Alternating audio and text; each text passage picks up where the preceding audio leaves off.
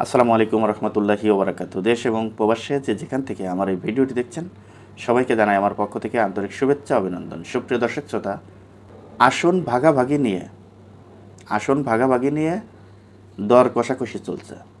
BNP নাকি এনসিপিকে 20টি আসন ছাড় দিতে চায়, এরকম একটা নিউজ আমরা শুনতে পেয়েছি। আসলে এটা একদম সঠিক তথ্য কিন্তু নিউজে নাই। নিউজে উঠে এসেছে যে বিএনপি এনসিপিকে 20টা মতো আসন ছাড় দিতে চায়। এখন এটা কতটুকু সত্য কতটুকু মিথ্যা এটা আমি আসলে আপনাদেরকে ক্লিয়ার বলতে পারছি না। জাস্ট আমি বলবো, যদি এনসিপিকে 20টা আসন বিএনপি ছাড় দেয়, বিএনপির কোনো লাভ হবে না, কোনো লাভ হবে না। আমি মনে করি বিএনপির মতো একটি দল যদি এনসিপিকে 20টি আসন ছাড় দিতে হয়, তাহলে এতদিন যারা রাজনীতি করেছে, যারা পুরানো রাজনীতিবিদ, তাদেরকে কয়টি করে আসন ছাড় দিবে? এনসিপি নিজে নিজে যদি নির্বাচন করে, আমি যেটা বলছি আপনারা মিলিয়ে নেবেন, এনসিপি যদি নিজে নিজে রাজনীতি করে তাহলে সর্বোচ্চ 5টা সিট পেলেও পেতে পারে, তাও গ্যারান্টি না। সারা বাংলাদেশ মিলে 5টা সিট পেলেও পেতে পারে, তাও গ্যারান্টি না।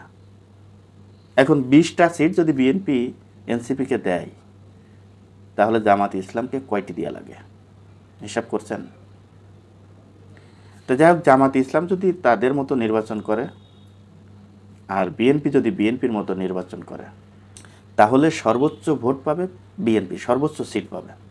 তো এখন বিএনপি যেহেতু এই গণ অভ্যুত্থানের সাথে জড়িত এবং যাদের নেতৃত্বে অভ্যুত্থান হয়েছে তাদেরকে প্রাধান্য দিতে চাচ্ছে, তাদেরকে সাথে নিয়ে নির্বাচন করতে চাচ্ছে, এবং তাদের সাথে যারা যুগপৎ আন্দোলনে শরিক ছিল তাদেরকেও সাথে নিয়ে তারা নির্বাচন করতে চাচ্ছে, তাদেরকে বাদ দিয়ে না। হ্যাঁ, এটা একটা বিএনপির জন্য একটা ভালো একটা দিক আমি মনে করি।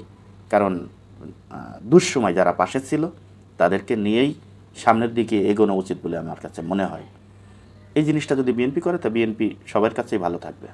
এখন একটা রাজনৈতিক দল ছোট দেখে তাদেরকে দূরে সরাই দিকে তাদের মতো নির্বাচন করতে বলবে, আর নিজেরা সব জায়গায় প্রার্থী দিয়ে নির্বাচিত হবে, এটা রাজনীতি না। এটাই রাজনীতি যে এখন যেই কৌশলে বিএনপি আগুচ্ছে, যে সবাইকে নিয়েই সরকার গঠন করতে চায়, তাহলে কারুর মনে কোনো কষ্ট থাকবে না।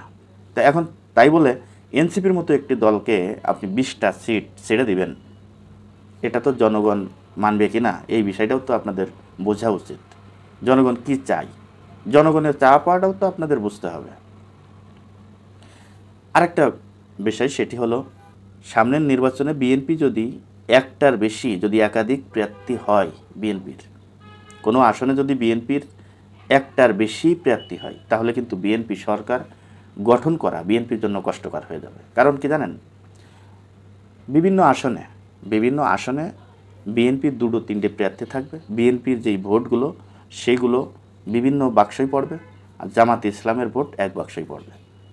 জামাত ইসলামের জনসমর্থন কম হইলেও ভোট যদি কমও হয়, তো জামাত ইসলাম ওই জায়গায় ভোটে এগিয়ে থাকবে, জামাত ইসলাম সেখানে নির্বাচিত হবে।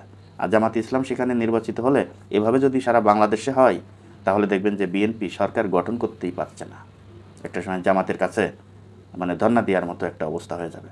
তাই বিএনপির সামনের নির্বাচনে অত্যন্ত সতর্ক অবস্থানে থাকতে হবে।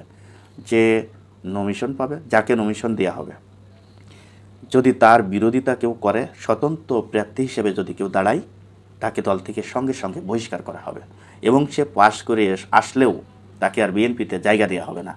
এরকম ঘোষণা যদি দিতে পারে বিএনপি, এরকম কঠোর অবস্থানে যদি বিএনপি থাকতে পারে, তাহলেই কেবল বিএনপি সরকার গঠন করতে পারবে। তা না হলে সামনের নির্বাচনে তারেক রহমান যেই কথাটি বলেছিল, যে অত্যন্ত কঠিন নির্বাচন, যেই নির্বাচনে জনসমর্থন ছাড়া সরকার গঠন করা কোনোভাবেই সম্ভব না। তাই সামনের নির্বাচনকে তারেক রহমান আরও 1 বছরের বেশি হয়ে গিয়েছে, 1 বছর আগেই তিনি এই নির্বাচনকে কঠিন নির্বাচন হিসেবে ঘোষণা দিয়েছে। তাই বিএনপির নেতাকর্মীরা যে যার দলই করেন না কেন, একজনের বিরুদ্ধে একজন লাগেন না। একজনের বিরুদ্ধে একজন লাগলে নিজেদের পায়ে নিজেরাই কুড়াল মারবেন, মনে রাখবেন এই কথাটি। যেখানেই হোক না কেন, প্রত্যেকটা জায়গায় বিএনপির 2টি 3টি 4টি 5টি এরকম প্রার্থী আছে। সবাই তো আর নমিশন পাবে না, নমিশন পাবে একজন। এখন কথা হচ্ছে যে যারা নির্যাতিত, যারা নিপীড়িত, যারা বিগত দিনে রাজপথে ছিল, যারা জেল জুলুম নির্যাতনের শিকার হয়েছে, যাদের এলাকা ভিত্তিক যারা জনসমর্থন আছে তাদেরকে না দিয়ে যদি বিএনপি ভুল জায়গায় নমিনেশন দেয়, তাহলেও কিন্তু বিএনপি আর একটা ভুল করবে। এজন্যই যে যেখানে যোগ্য ঠিক সেখানেই তাকে নমিনেশন দেওয়া উচিত। অনেকে আছে, টাকা পয়সা আছে, অর্থ সম্পদ আছে, বিএনপির রাজনীতিতে সেরকম সক্রিয় ভূমিকা পালন করে নাই বিগত দিনে, টাকার লোভ দেখিয়ে হয়তো বা নমিনেশন কেনার চেষ্টা করবে। তা সেটি যদি সে সফল হয়, তাহলে কিন্তু সে সেই এলাকায় ব্যর্থ হবে, এটা কিন্তু মনে রাখতে হবে। তো সব দিকই বিবেক বিবেচনা করে সামনের নির্বাচনটি আসলে একটা কঠিন নির্বাচন হবে। এই নির্বাচনে কারা সরকার গঠন করবে মানে নিশ্চিতভাবে বলা মুশকিল হয়ে দাঁড়াবে। আর বিএনপি যদি সঠিক অবস্থানে থেকে সঠিক নেতৃত্ব দিতে পারে, তাহলে বিএনপির কাছ থেকে ক্ষমতা সরে যাওয়া কিংবা বাইরে অন্য কোথাও যাওয়া এটা কোনোভাবেই সম্ভব না। কারণ বিএনপির প্রচুর জনসমর্থন এবং নেতাকর্মী। আমি মনে করি বিএনপির যত দল আছে, বিএনপির নিবন্ধনকৃত দল আছে 11টি, অনিবন্ধনকৃত দল আছে 39টি। সব দলই কিন্তু বিএনপি করে। এখন যারা অনুমোদনহীন বিএনপি বিভিন্ন দল আছে, অনুমোদনহীন বিভিন্ন দল আছে, এদেরকে যদি বিএনপি আবার বাইরে রাখতে চায়, তাহলে কিন্তু বিএনপি আরেকটা ভুল করবে। কারণ যাদের অনুমোদন হয় নাই তারাও কিন্তু বিএনপি করে, তাদের ফ্যামিলির সদস্য কিন্তু বিএনপিকেই ভোট দেবে। তা ভোটের তো প্রয়োজন, ভোটের যেহেতু প্রয়োজন, তাদেরকেও বিএনপির বুকে টেনে নিতে হবে, তাদেরকেও বিএনপির সাথে তাদের অঙ্গ সংগঠনের সাথে মিশিয়ে নিতে হবে, তাদের প্রতি আগ্রহ প্রকাশ করতে হবে। তাহলে দেখবেন যে বিএনপি সরকার গঠন করতে পারছে। দর্শক, আজ এই পর্যন্তই। ভিডিওটি যদি ভালো লেগে থাকে তাহলে আপনাদের কাছে অনুরোধ থাকবে ভিডিওটি বেশি বেশি করে শেয়ার করবেন, লাইক করবেন এবং আপনাদের মতামত আপনারা কমেন্ট বক্সে জানিয়ে যাবেন। দর্শক, ভালো থাকবেন, সুস্থ থাকবেন।